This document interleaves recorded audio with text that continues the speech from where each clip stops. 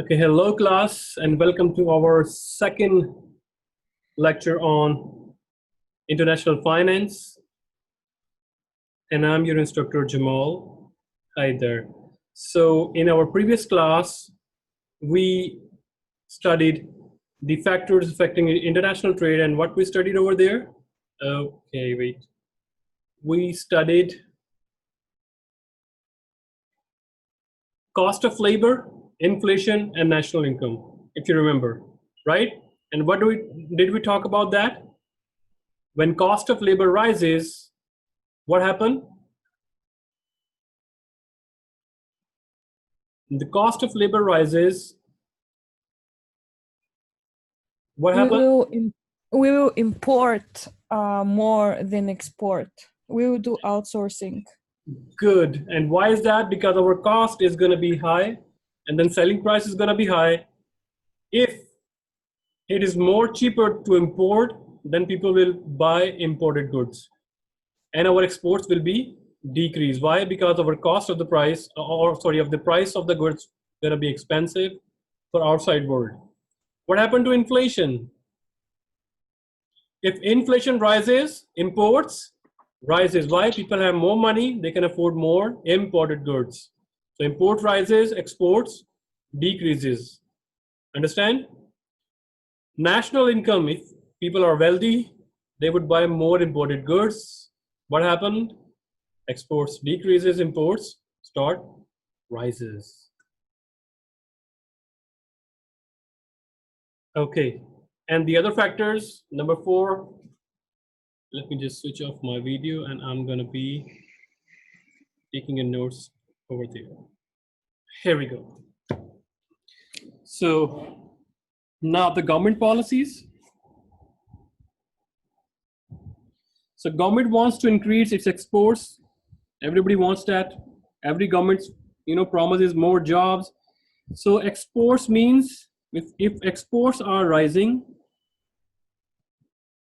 it means jobs are also rising, because exports increase mean more production. More production means more jobs needed, more people, manpower needed. Right? In that case, our government wants to create more jobs. So more exports result in a higher level of production, income, and may create job. So did you see any controversial things here? If more jobs are created, people will be having more income and they would be spending more on imported product. Right? So that's the biggest challenge for the government, how much jobs they want to create and how much income it would be increased by creating more jobs. Or in other sense, the government's economics, the economists, they can predict that how much production is needed. Otherwise, if people have more money, then what happens? Inflation starts rising, right? Income starts rising, and that creates imports to rise and our exports start decreasing, right? So government policies to improve exports. It's too messy, let me just remove it. Here we go. So in order to increase its exports, what government can do? Restrictions on imports, right? And we will see this on, next slide, the government policy as well. Just giving you a little bit taste here. How to restrict imports? Taxes. Good, by increasing tariffs and taxes. Subsidies for exporters, what does it mean? Like money that you don't have to pay back. Good. Like support from government. Yeah, support from government. What kind of support? For example, you are not required to pay commercial bills. You can just, there are 2 rates of utilities. For example, electricity, commercial rate and household rate, right? Commercial rate is always very high. So government can say that, look, since we are promoting this industry, so we will give you not, charge you commercial rates, we will charge you lower rates. Or you produce 10,000 tons of steel. For example, if government wants to increase the export of steel, 10,000 ton you produce, and look what, we will give you 25%, or the 25% salaries the government will pay. Any kind of help from the government counted as subsidies. And where subsidies came from?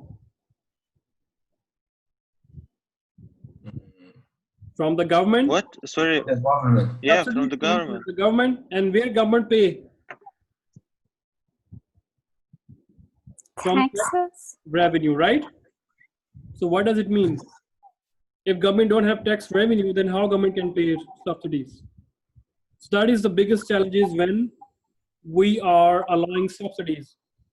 If country is in its initial stage of development, right? If it's a developing country and it's in initial stage, then it is really hard for the governments to provide subsidies. That's why you see a lot of protest. Farmers say that, give us subsidies, give us subsidies on, the different, you can say the fertilizers, subsidies on utility bills. But since government is in initial stage of development, so subsidies are paid from tax revenue. If governments do not have, enough revenue, then how governments can pay you the subsidies, right? So this is another discussion. We will also touch in our subsidies for export section over there. And lack of restriction on privacy. What does it mean? Like, you can copy different softwares. China, over there in China, it's a relaxed country when it comes to piracy, copyrights, right? There are some rules. China is building now piracy laws more strict, but still you can find many softwares, keys and all that stuff free of cost, or in very cheap in China.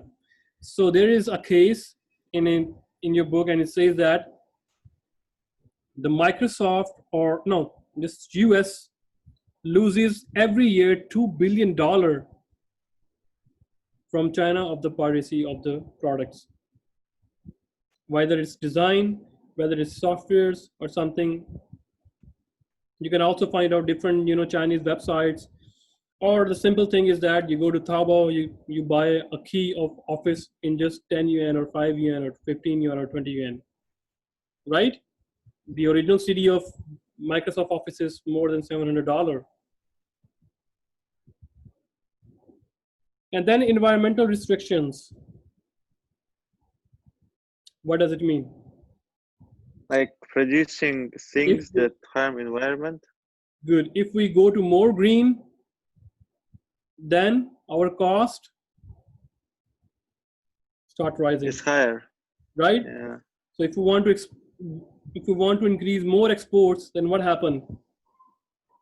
Less restriction or more restrictions? You look at China, how they polluted the environment, right? They polluted their environment so much, and now they have gained that potential and that capital. Now the government is investing its money into green energies, but before they were heavily invested in coal, which is the worst form of production in our modern production system, which creates so much pollution. But still China is using coal, right? But now they are shifting to other energies. But after some time, labor laws, what does it mean? Labor law is going to be more strict or relaxed? Relaxed. Now The there is more strict, the more cost. it's going to be like mixed opinion. So if government makes minimum wage, for example, in China, the minimum wage, if it is 5,000 yuan for every worker, whether a factory worker. There are different Oh, factories. really? No, I'm just assuming. It's Ah, in Shanghai. Okay, not everywhere in China. So what if government imposes a minimum law wage, 5,000 yuan all over China? Some workers are working for 1,000 yuan, 1,200 yuan, 2,000 yuan, right? 3,000 yuan, but they have to pay how much? 5,000. What happened to the cost of the product?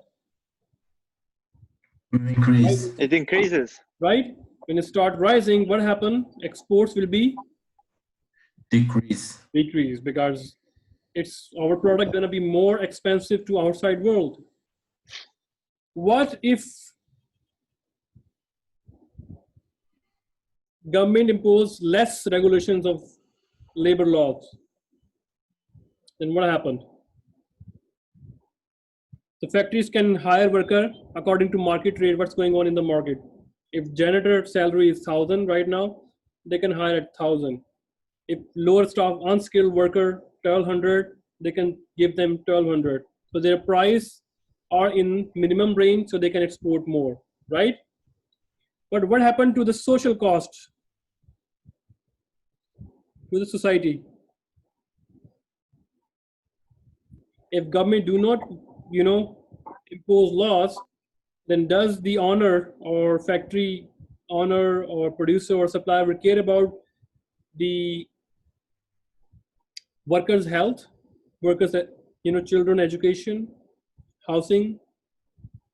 There is big no to that. So it's really challenging for the government to impose laws and at the same time be relaxed. So that's why we see that, there are some huge restrictions in some areas, and in some areas the restrictions are very relaxed. For example, in Shanghai, the workers' rights are watched by Shanghai government and it's very strict. But in some other parts of China, it's a little bit relaxed, right? Because government need to see overall structure. Government do not have to see on one part and compare it to the other part, because government means Chinese government, not Shanghai government, not Shenzhen government, not Suzhou government. When it comes to the decision by the government see overall China. Okay. The next one is how government can improve exports. Tax brackets or tax breaks. Government can say that, look, we want to improve this, for example, robotics and driverless cars right now in China. The government gives them tax break of 5 years, right? After 5 years, you are eligible to pay taxes. So this 5-year break is too huge for many startup companies or the existing companies who want to come to the in robotics industries as well. So do you know Apple is also investing in driverless car? Google is also investing in driverless cars. And why is that? They are software companies. Why they have to go into this market? Number one thing is this tax break. It's huge, right? If you ask me, I will tell you, because government is the biggest mafia in the world. Why?